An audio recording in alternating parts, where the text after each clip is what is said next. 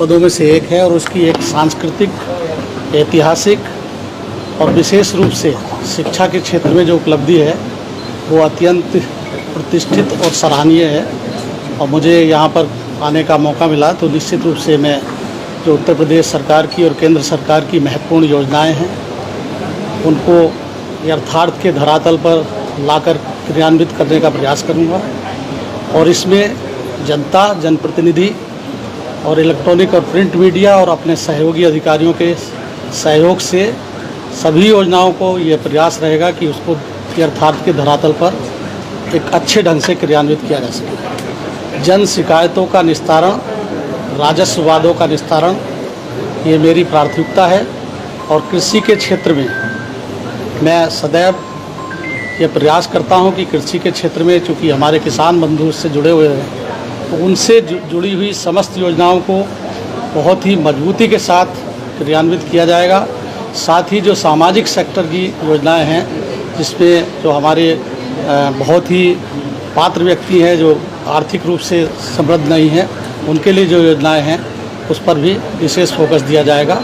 और जनता के लिए मैं हर समय उपलब्ध रहूँगा, ये मेरी प्रार्थना है। सर, एक समस्या थी जो है कि जो लोग अधिकारी जो है अपना सीओजी नंबर अपने पास नहीं रखते, क्या आगे आपके इसमें देखा जा सकता है कि अधिकारी जो है सीओजी नंबर खुद उठाएंगे और जो है जनता की समस्याओं का हल करेंगे? निश्चित रूप से सीओजी नंबर इसीलिए दिया जाता है कि वो पीड़ित व्यक्ति कोई अगर उस पर कॉल करता है तो उसको उठाया जाए और उसको समयबद्ध तरीके से उसको सुनकर निस्तारित किया जाए।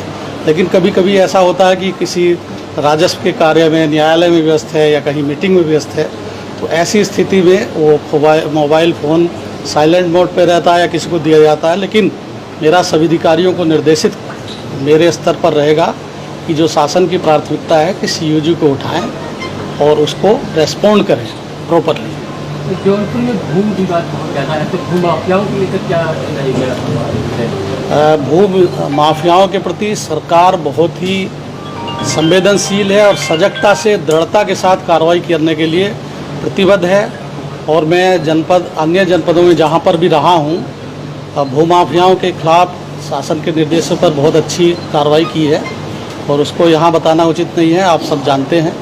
तो जो भी भूमाफिया होगा यदि वह चिन्हित होगा तो उस पर दृढ़ से दृढ़ कार्रवाई की जाएगी, कठोर से कठोर कार्रवाई। प्रमुख प्रायोरिटी आपकी क्या होगी जनपद के लिए? मैंने जैसा पहले बताया, सबसे पहले जन शिकायतों का निस्तारण, किसानों की समस्याओं का निस्तारण, राजस्व वादों का निस्तारण और सोशल सेक्टर की जितनी योजनाएं हैं, पेंशन इत्यादि, जिसमें हमारे गरीब और पिछड़े वर्ग के लोग जो आर्थिक रूप से समृद्ध नहीं है उनके लिए योजनाएं हैं, उस पर विशेष।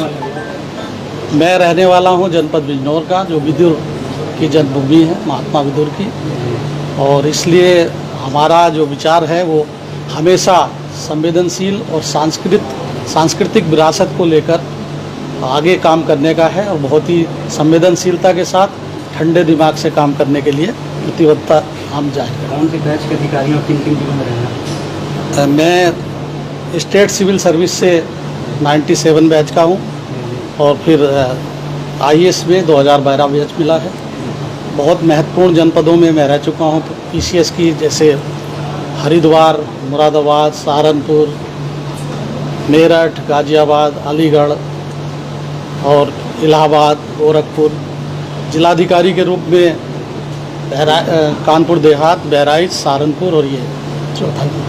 सिविल लाइन की समस्या यहाँ पे देखिए, अभी आए हैं, आपका फीडबैक लिया जाएगा, अधिकारियों से और जनप्रतिनिधिगण से समन्वय स्थापित किया जाएगा और बिना जनप्रतिनिधि के सहयोग से या जनता के सहयोग से या आप लोगों के फीडबैक के माध्यम से किसी भी समस्या को निस्तारित करने की दिशा में तभी सार्थक कदम उठ सकता है जब उसको हम गहराई तक जाने की उसका मूल कारण क्या है और कैसे उसका निस्तारण हो सकता है। वर्तमान में माननीय मुख्यमंत्री जी के नेतृत्व में जितनी भी योजनाएं हैं उस पर दृढ़ता से कार्यान्वित किया जाएगा उनको और पात्र व्यक्तियों को लाभान्वित किया जाएगा।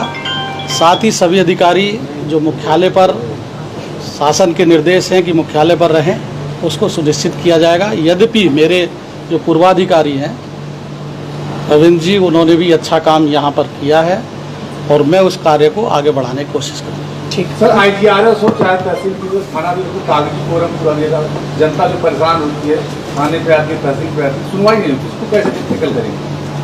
देखिए उसका एक मैकेनिज्म है, पहले शिकायतों को पंजीकृत करना, पंजीकृत करके उन शिकायतों को जो सक्षम अधिकारी है उसके वहाँ पर भेजना और उसके माध्यम से गुणवत्तापरक निस्तारण होना और फिर हम उसको रैंडम चेक भी कराएंगे और सीधे जिसकी शिकायत है उसके लिए एक नेटवर्क बना के कंट्रोल रूम बनाकर उससे बातचीत करके उसकी शिकायतों के संतुष्टिकरण का एक पैमाना निर्धारित करेंगे।